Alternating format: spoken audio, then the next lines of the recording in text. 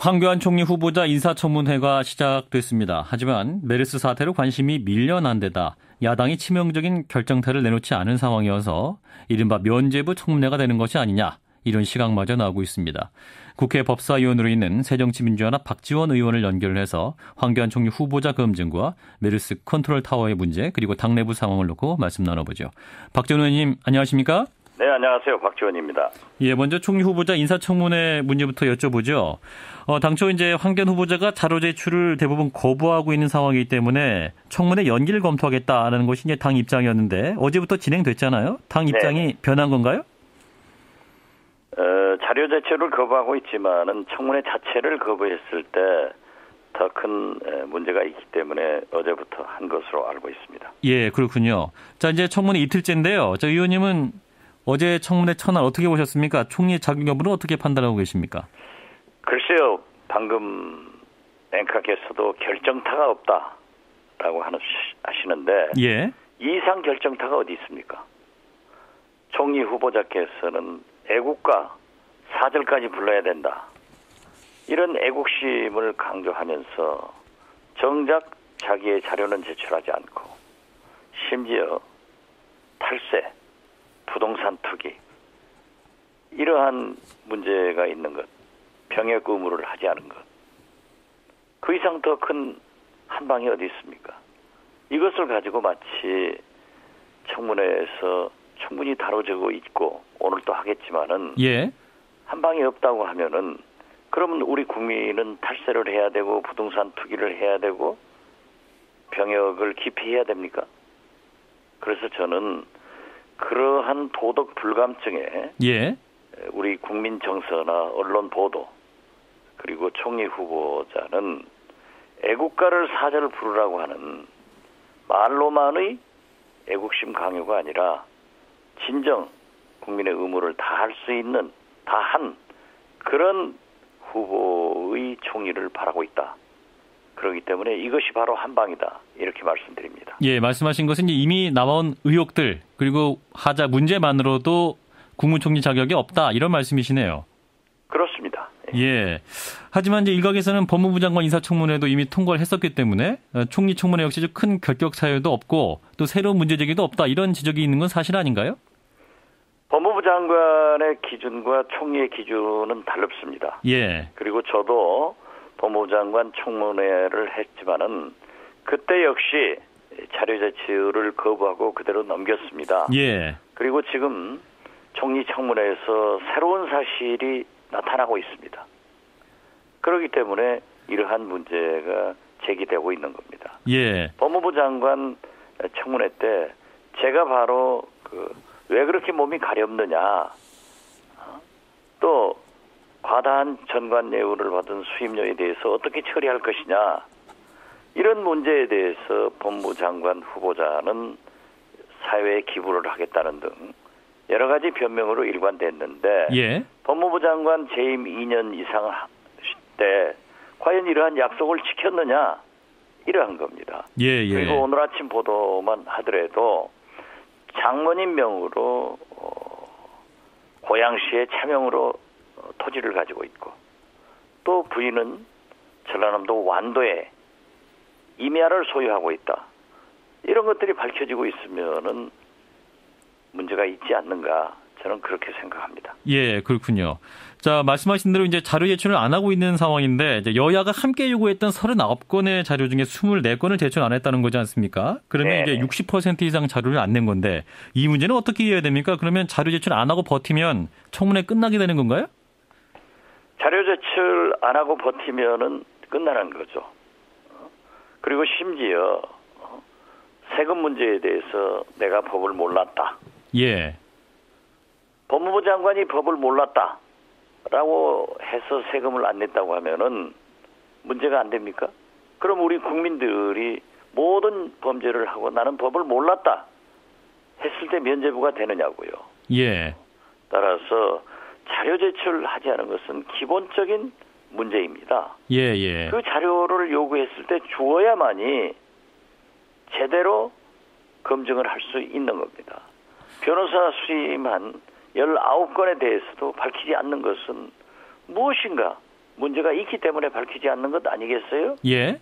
그럼 대한민국 국무총리가 과연 이러한 도덕성, 이러한 범죄, 이러한 것을 해더라도 총리로서 지휘할 수 있겠는가? 더욱 지금 보십시오. 박근혜 대통령의 눈높이에 맞춰서 총리를 지명하니까 예. 국민의 눈높이가 다른 겁니다. 예. 자, 그러면 보건복지부 장관은 메르스에 대해서 초동 대응은 잘못했지만 실패한 것은 아니다. 또 황교안 총리 후보자도 메르스 박근혜 대통령이 제때 할 일 다 했다. 이러한 말씀을 하신다고 하면은 국민이 용납하겠습니까? 과연 우리 국민이 박근혜 대통령이 정부가 메르스 이 위기 때 할 일을 다 했다. 제때 할 일을 다 했다. 하고 생각하는 사람이 단 한 사람도 없을 거예요. 네. 그래서 이러한 총리 임명받기 전부터 대통령께 제대로 말씀을 못한다고 하면은 이 총리가 과연 어떻게 총리 노릇을 하겠는가? 대통령이 한 말의 말씀에 따라다니는 그런 총리라고 하면은 문제가 있는 거죠. 국민의 눈높이와 좀 거리가 있다는 지적이신 것 같은데. 그렇죠. 자, 그러면 현 정부 들어서 이제 국무총리 후보자도 많이 낙마 있지 않습니까? 이제 그런 그렇죠. 후보자들과 비교해서 보면 어떻게 보십니까? 이제 나은 게 전혀 없다. 이렇게까지 보시나요? 글쎄요. 우리가 총리가 대통령께서 제대로 국민의 눈높이에서 검증을 하고 또 추천을 했다고 하면은 통과가 돼야죠. 예. 그렇지만은 무조건 하자가 있는데도 통과가 되면은 국무총리로서 더 큰 문제가 있는 겁니다. 예. 그래서 과거 낙마한 총리들의 경우를 보더라도 지금 황교안 후보가 그렇게 만족할 만한 총리 후보자가 아니다. 이런 생각 같습니다. 예. 그러면 총리 인준도 어떻게든 막겠다 이런 말씀이신가요? 그 인준 그건 표결. 물론 예. 우리 청문위원들이 오늘 또 내일 또 하고 있고 예. 또 청문위원들과 이종걸 원내대표, 문재인 대표가 협의해서 결정할 문제이지만은 예. 이대로는 안 된다 하는 생각입니다. 예, 그렇군요. 자, 알겠습니다. 자, 메르스 사태 문제를 좀 더 여쭤보죠. 지금 이제 청와대가 지금 메르스 컨트롤 타워가 어디냐 이런 질문에도 명확하게 답변을 못 하고 있는 상황 아닙니까? 이러한 그 재난 대응 상태 어떻게 판단하십니까?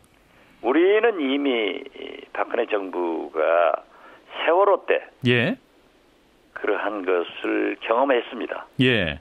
그러면은 이제 국가재난처도 설립됐고 모든 것을 다 대처하겠다. 또 위기에 대해서 매뉴얼을 작성하겠다 했는데 이것마저도 하지 않은 겁니다. 예.